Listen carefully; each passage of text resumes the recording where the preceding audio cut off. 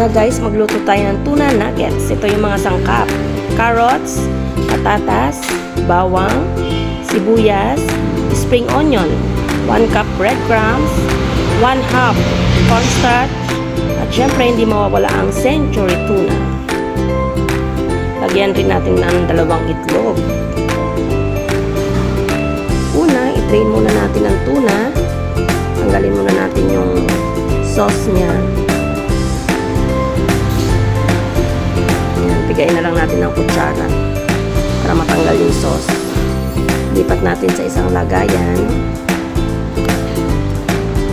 At pagsama-samahin natin lahat ng sangkap. Ayan, ilagay natin lahat ng sangkap.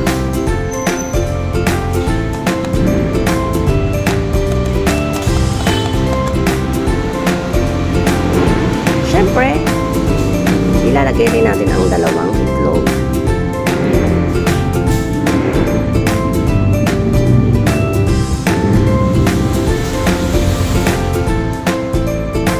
Buhos na rin natin ang 1/2 cornstarch, ang breadcrumbs, and 1/2 cornstarch. Lagyan rin natin ng seasoning. Isang maliit lang guys, tamang-tama lang to sa isang teaspoon.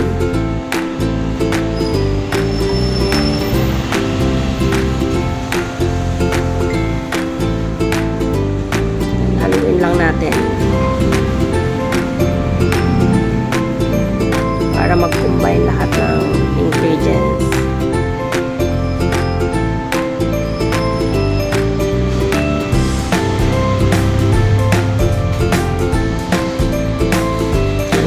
Malimutan, lagyan ng paminta. Siyempre, lagyan ng konting asin. Haluin lang mabuti.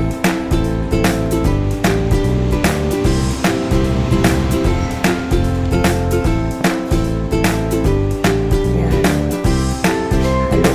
Halo.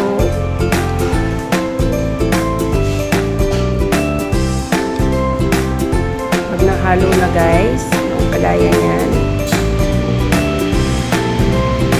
i-ready na natin yung mantika.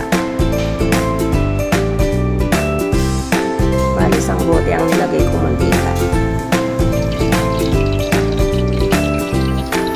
At simulan natin ilagay yung mga natin, ipiprint. Gumamit na lang ako ng maliit na kutsara, panukat, para pare-pareho yung sukat.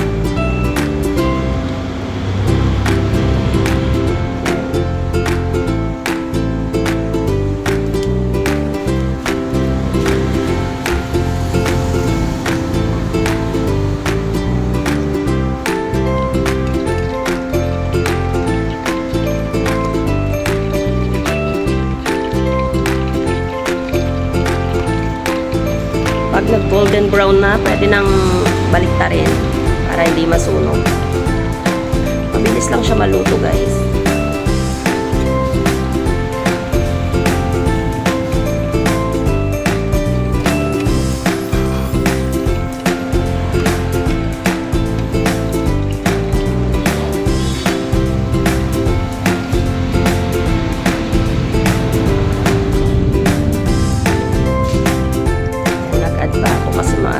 Sayang yung space.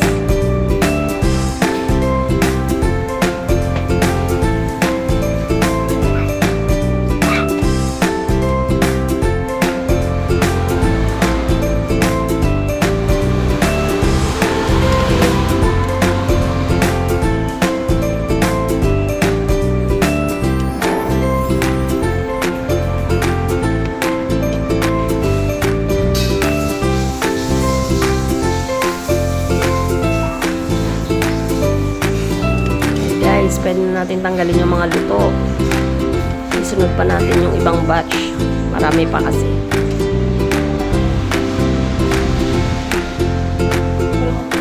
Sa isang lata, medyo marami din yung nagawa. Kaka-3 batch siguro tayo ng prito. Tama na para sa aming mag-anak. Ulam namin ngayong tanghali.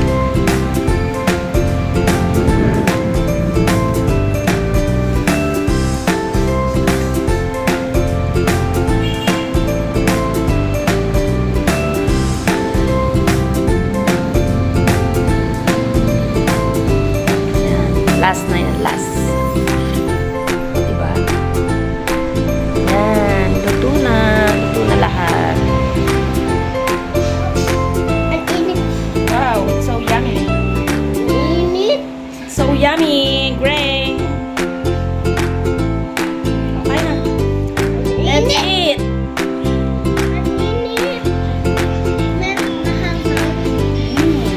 Teka. Suka lang yung nilagay kong sausawan. Hindi na ako gumawa ng sauce. Longis. Hindi ko pinisap. Manghang. Manghang yung sili. Pero para sa akin, masarap pa rin yung suka. Pero dahil hindi type ng mga anak ko yung suka,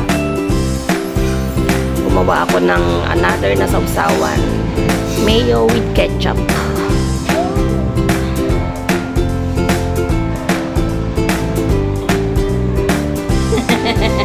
Masarap.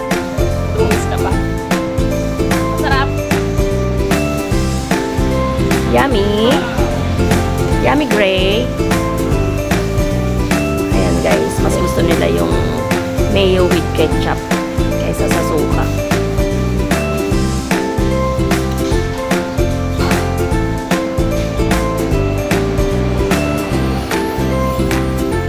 Uy, sumasayaw pa si Gray ah.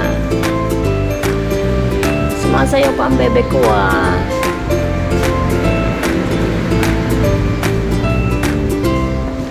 It's so yummy. Yummy, yummy, yummy.